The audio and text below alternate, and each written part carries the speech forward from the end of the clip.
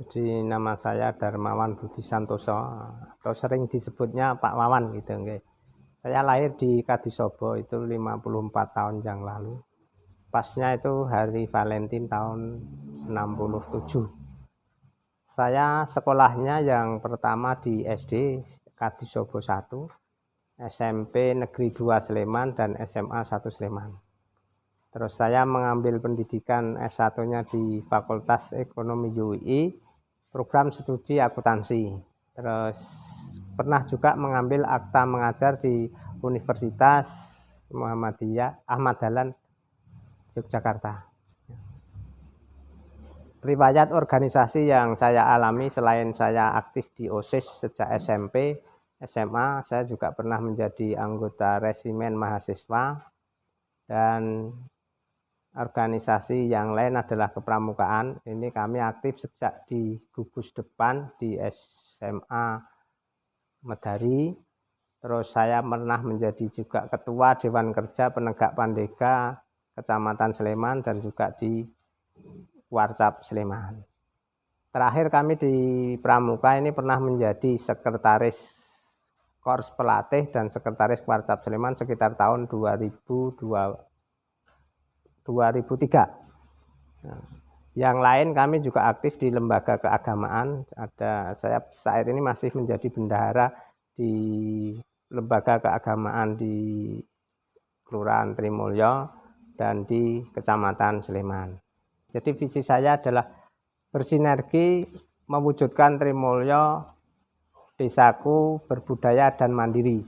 Desaku itu bisa diakronimkan menjadi damai, dinamis, elok, edi, sejahtera, amanah, kompetitif, dan unggul. Jadi secara sederhananya bersinergi wujudkan Trimulyo desaku berbudaya dan mandiri. Terus misi saya ini ada 10. Mungkin salah satunya adalah mewujudkan tata kelola pemerintahan yang lebih bersih, transparan, akuntabel, partisipatif dengan menerapkan teknologi yang berorientasi pada pelayanan. Yang kedua, mewujudkan Kaptimas dan kesadaran hukum pada masyarakat. Yang ketiga, meningkatkan kehidupan sosial yang harmonis, toleransi, saling menghormati dalam kehidupan berbudaya berlandaskan iman dan takwa. 4, meningkatkan ketahanan ekonomi dengan mengembangkan ekonomi kerakyatan dan ekonomi kreatif melalui program strategis di bidang pertanian, perikanan, peternakan, perkebunan, UMKM, dan badan usaha milik kelurahan. Kalau umumnya BUMDes gitu. Yang kelima, mewujudkan kelurahan yang berwawasan pengurangan risiko bencana yang berbasis masyarakat. Yang keenam, inovasi dan optimalisasi pembangunan infrastruktur yang menjadi kewenangan kelurahan. Yang ketujuh, memelihara keseimbangan lingkungan, pembangunan yang berkelanjutan dengan pemanfaatan sumber daya alam dan penataan ruang wilayah. Yang kedelapan, kelembagaan kelurahan dinamis dan berbudaya kelurahan adaptif. 9, membangun kerjasama dan kemitraan strategis. Dan yang terakhir adalah mewujudkan kelurahan berkesetaraan gender. Jadi motivasi saya, jadi kami sudah 8 tahun kurang 2 bulan ada di kelurahan selaku dulu kabag pemerintahan, sekarang yang terakhir namanya Jogoboyo. Di situ kami memahami dan mengerti ada permasalahan, ada keunggulan yang memang harus dikelola lebih serius, intensif, sehingga harapan ke depan ada kemajuan.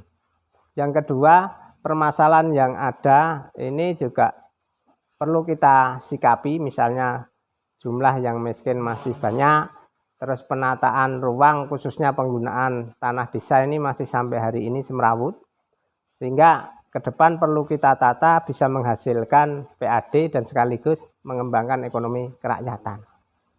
Terus wilayah Trimulyo ini bisa kita lihat bersama, kita punya dikelilingi sungai itu ada 4, Sungai Nyo, Sungai Bedok, Sungai Klegong, dan nanti itu bergabung dan Sungai Sempor. Di situ punya keunggulan kenapa kita masih bingung untuk irigasi di sawah-sawah Plunggo.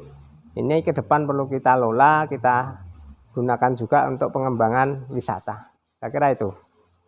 Yang ketiga, motivasi kami juga ada dukungan sosial dari warga, saudara, masyarakat untuk saya bisa berkompetisi menjadi lurah tahun 2021-2027. Demikian.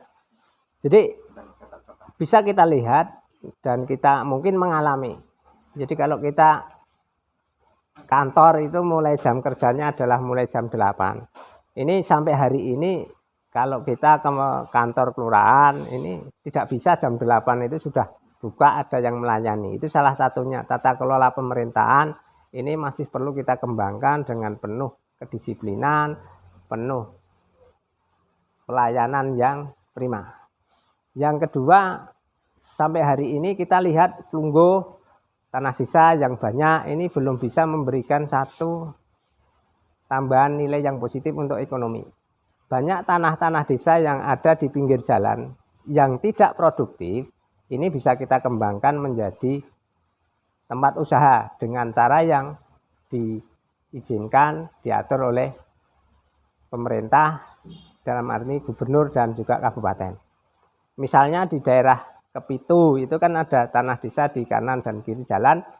Ini kami mengamati bahwa itu kalau ditanami pun tidak bisa menghasilkan padi atau jagung yang tinggi karena tidak layak untuk ditanami. Kalau kita tanami bangunan untuk ruko, insya Allah nanti bisa menyambung di daerah Pendowoharjo yang saat ini sudah bisa kita lihat pertumbuhan ekonominya khususnya pelayanan jasa ini berkembang. Yang lain di situ juga di timur Kepanjen itu kurang lebih ya sekitar 100 meter nanti ada balai budaya tingkat kabupaten. Sehingga kalau di sana ada satu keramaian, kita dorong nanti misalnya di situ di tanah desa Trimulyo ini ada usaha, ini bisa mendukung ekonomi. Yang ketiga, kita punya kegiatan budaya yang dulu saya mungkin juga pernah jadi anak kecil ya, jadi tahu budaya kita semakin hari ini sudah terkikis dengan budaya asing. Sehingga peran provinsi dalam hal ini dengan dana keistimewaan salah satunya adalah untuk kebudayaan, perlu kita raih dengan satu program yang jelas. Misalnya dengan rintisan budaya, dengan kita membangun balai-balai budaya atau balai dusun atau balai pedukuhan, ini bisa kita gunakan untuk melakukan pembinaan generasi muda. Salah satu contoh, kalau zaman dulu saya kecil itu pakai oncor itu, kita jam-jam maghrib itu ngaji, itu kan termasuk budaya. Ini bisa kita kembangkan. Terus masuk waktu kita panen, itu ada budaya wiwit. Di situ adalah inti dari nilai wiwit itu adalah syukur atas nilai panen yang kita terima. Saat ini mungkin sudah jarang, mungkin yang tidak senang itu dikatakan begini begitu ya. Ini bisa kita kembangkan. Termasuk juga budaya kita bagaimana mengenal jati diri itu termasuk kita budaya. Wong Jawa ki kudu ngerti Jawanya. Ini ke depan juga bisa kita kembangkan. Selain kita sudah disediakan dengan dana keistimewaan, tetapi harus kita dukung dengan program yang dimulai dari RPJM. Jadi yang perlu kami sampaikan bahwa proses pemilihan kepala desa atau lurah ini adalah satu sarana untuk warga ikut memikirkan pembangunan di wilayahnya, termasuk kalau kita di Trimulyo. Yang kedua merupakan wujud cinta kita kepada kelurahan kita. Kalau orang cinta itu dia akan melakukan sesuatu dengan cara yang baik, dengan cara yang benar, sehingga kecintaan ini bisa langgeng. Nah, bukti kita cinta kepada Trimulyo kita buktikan dengan cara memilih lurah yang punya kredibilitas, kapasitas, dan integritas, dan harapannya bisa memberikan kemajuan pada masyarakat. Demikian. Sehingga yang paling pokok, mari kita pikirkan dengan penuh kehati-hatian, jangan sampai kita salah memilih. Pilihlah calon yang punya kredibilitas, kapasitas, integritas untuk 6 tahun yang akan datang. Kepada bapak-bapak, ibu-ibu, kamas-kamas, mbak yu, adik-adik, dan seluruh warga Kelurahan Trimulyo yang kami hormati, kami banggakan, dan kami muliakan.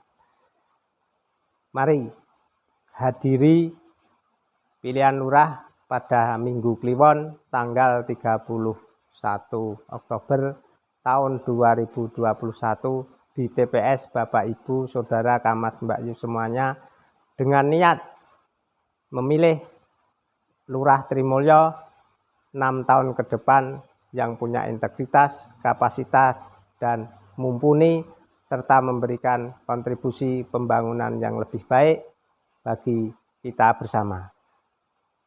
Hindari money politik dan kampanye hitam. Semua adalah saudara, semua adalah warga Trimulyo. Satu tujuan kita adalah memilih pemimpin yang mengayomi kita, memberikan pelayanan kepada masyarakat dengan prima, dan sekaligus Trimulyo menjadi bermutu.